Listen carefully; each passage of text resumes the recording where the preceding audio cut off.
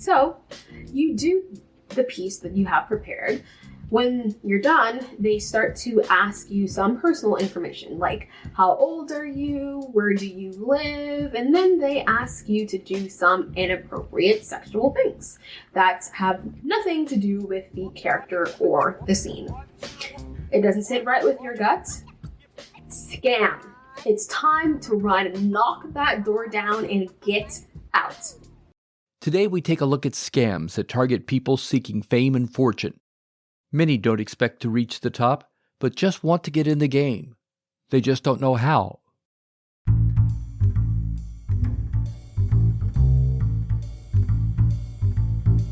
This is Scams and Cons, and I'm Jim Grinstead. I won't tell you a victim's sob story, but I will tell you how the scam was pulled off. But don't think you can learn how to beat the next con artist that comes your way. If you're the mark, you'll never see it coming.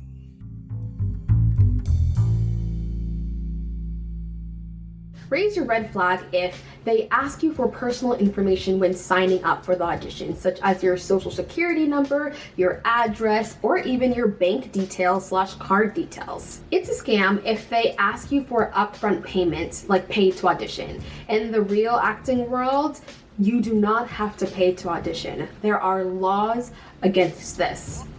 It's a scam if casting literally casts you out of the blue and says you've got the role without even having to audition. Now listen, we all think we're great, but even the major stars sometimes have to audition. So if they offer you the job without having you audition or seeing your headshot or resume, it's most likely a scam.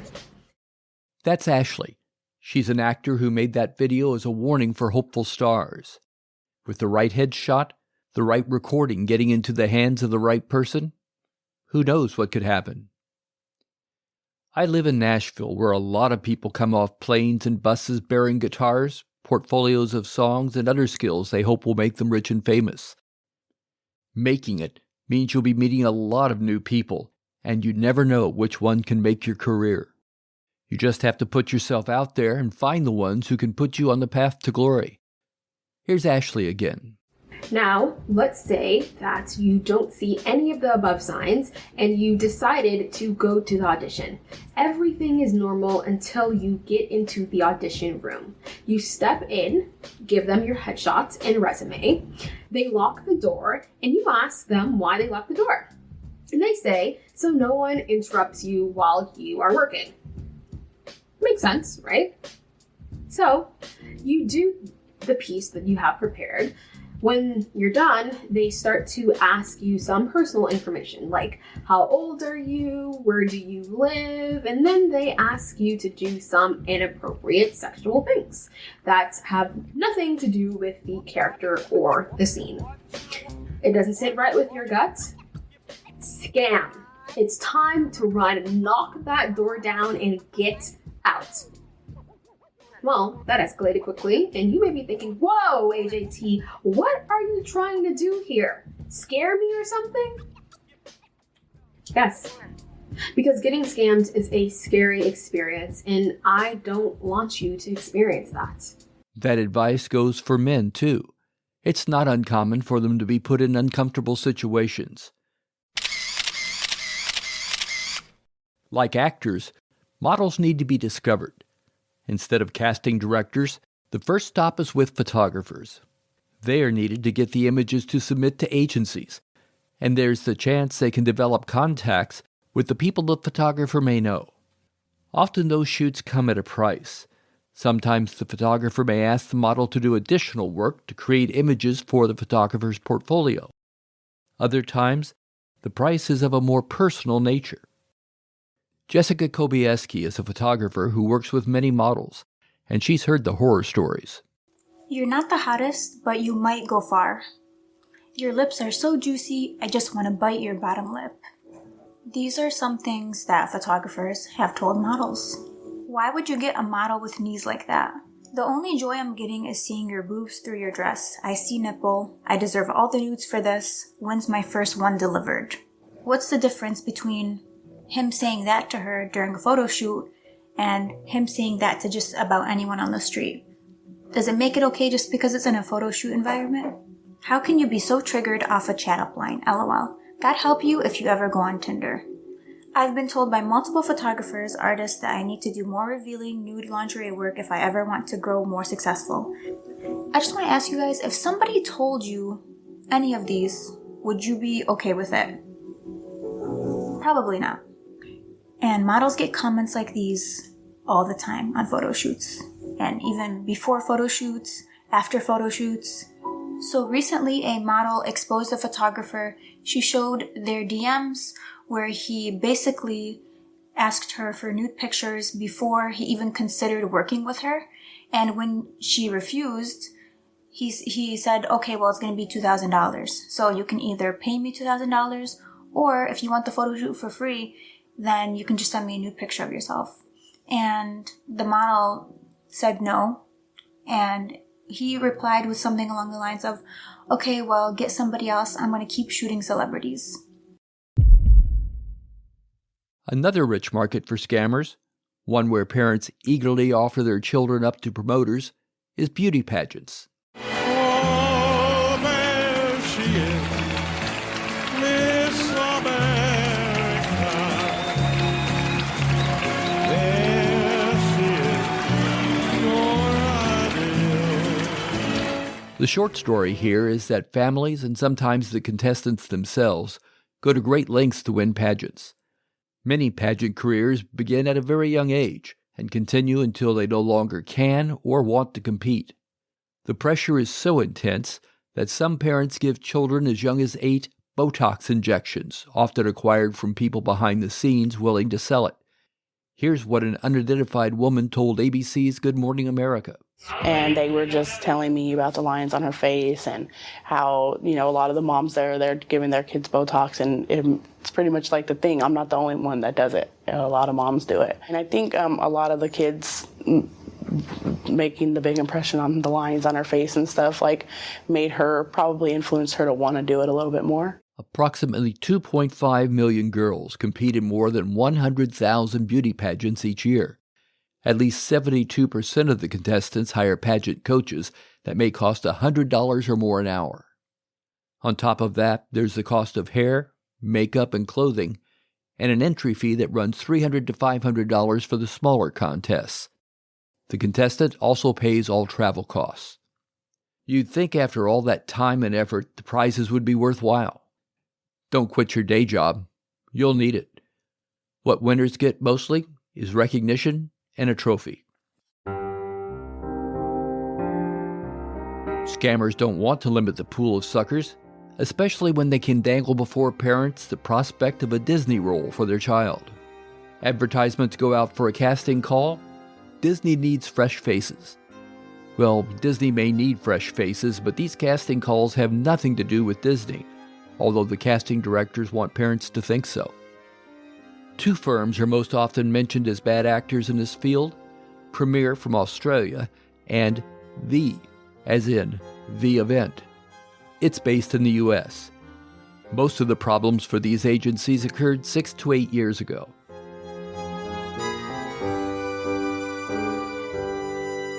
The Los Angeles Times took a deep dive into the industry and found many parents were upset with how they were treated. The has also spent its share of time in court. Disney does have a relationship with The. It rents space at Disney World for its events. Still, if you're at Disney World and an agency tells you that Disney is looking for new stars, it's not hard to believe that you're in the right spot at the right time. Fox 46 in Charlotte, North Carolina, and reporter Matt Grant had this take on it after sharing a commercial for a casting event. Hey kids! Would you like to be on the Disney Channel or Nickelodeon? How cool would it be working with Beyonce or Drake? Look your best and you could be discovered. Wow, that was way too close. Some ads say your kid could appear in Disney shows like Dog with a Blog if they just audition. But a Fox 46 investigation found this is all an act. The auditions are a ruse to get parents to shell out big bucks. ATG, the company behind this, isn't even a casting agency. They sell headshots and acting classes where kids learn things like tongue twisters. The pricey packages start at $2,000 and go all the way up to $8,000. Let's wrap up this segment by hearing from Gabrielle Pulici. Dr. Pulici these days as she tells about her childhood in the beauty pageant machine. Her story has been edited for time. It was the summer of 1991 when I arrived in Pittsburgh for Miss Teen, Pennsylvania. 600 screaming girls with costumes, hairspray, and glitter swarmed into the Marriott Hotel. I was 16. I wanted to win so bad, not just for the title, but because I was determined to escape our corner of rural Pennsylvania, where too many girls were barefoot and pregnant by 22. I hated Scranton. It was full of empty coal mines where the occasional house would fall into a big black pit. There was a bar on every corner filled with drunks, like my grandfather and father. I had to get out of there. Winning the pageant was my ticket to a better life. The first 2 days of the week-long competition, hundreds of us paraded in front of the judges in long lines like a rodeo of young women. We wore our black and white numbers, wrapped in too tight dresses, every part of our face painted, hair crimped, feet squeezed into high heels, your neck cramps from holding your head so still, your face itches because there's an inch of makeup, your clothes restrict your breathing and your movement, and you have to hide it all with a big fat smile. Everything about beauty is uncomfortable. There are other ways to become famous that don't require that you put your body at risk, and one of them is game shows. Of course, you can still run across crooked managers and other players, but the company who hires you has skin in the game. As a host, you're an important part of the brand.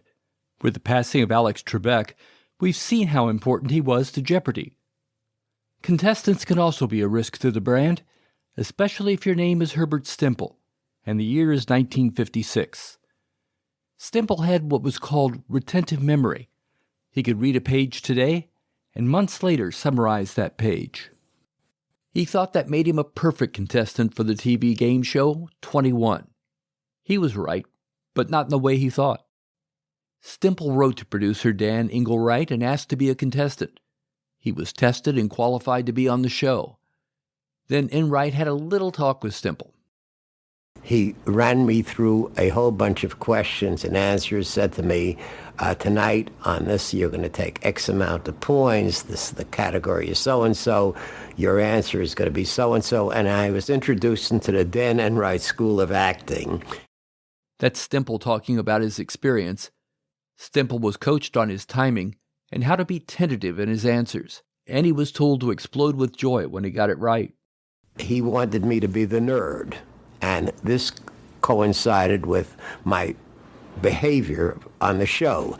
That's why I had to call him Mr. Barry. In other words, he wanted me to be the nerd, the square. And since I was playing this particular role, I had to be very, very diffident, very sheepish, and not manly. The entire story is recounted in the movie Quiz Show. Give it a look. Stimple thought it was good. That's how you can look bad on a game show, but lots of today's stars got their start as contestants. The actor and future governor of California, Arnold Schwarzenegger, was on The Dating Game in 1973.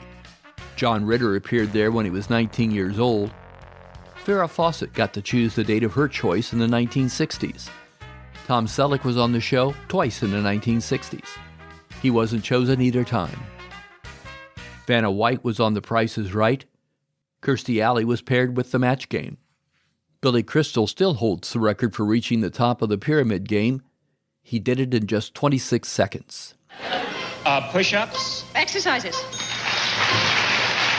To be or not to be? Shakespeare, Hamlet.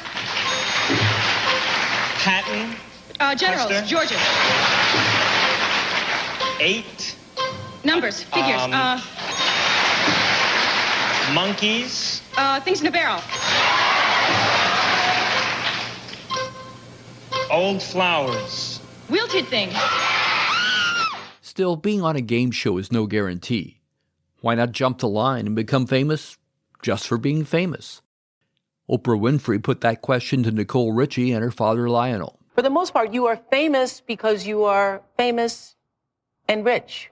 Right. And what does that feel like? Well, it's... Tell us what that feels like. No, really, I want to know. You're famous for being famous. You're famous because your dad was famous. Right. And you have now a friend who's rich and she's famous. And so you all are famous for being rich. Right. And what does that mean? It's so silly because only in America can you be famous for just shopping. Being famous. Yeah, Exactly. You're famous for famous. Right. Exactly. And it's definitely, I mean, it's definitely a little hurtful because there is a lot more to me. And it's so weird because everyone just wants to know what I'm doing all the time. I'm like, why? You'll remember her rich friend, Paris Hilton. She's famous for, well, damned if I know. Perhaps we scammed ourselves on those two, but there's some very big names in the scamming business. The security company McAfee said the top 10 names are Emma Watson, Jessica Biel, Eva Menendez, Selena Gomez, Halle Berry, Megan Fox, Shakira, Cameron Diaz, and Selma Hayek. And when I say names, I mean just that. The names of those famous people are used to pull off all kinds of scams. Here are a few examples. Companies saying their product was endorsed by a celebrity when it wasn't. Sometimes impersonators pretend to be D-list celebrities asking for money to unlock a car door, or in one case, stage a concert, sell tickets, then put an impersonator on stage to sing. It didn't go well. The path to being rich and famous is a dangerous one. It's haunted with scammers who understand your vulnerabilities and are ready to exploit them. But before you lace up your hiking boots, consider this quote from actor and comedian Bill Murray. There aren't many downsides to being rich, other than paying taxes and having relatives asking for money. But being famous? That's a 24-hour job right there. People get taken by a scam or con because they want to believe they can become richer, smarter, or more attractive to a partner. But because they were the mark, they never realized they were being scammed. They never saw it coming. What you can believe in is that a new episode of Scams and Cons is coming in 2 weeks. Thanks for listening.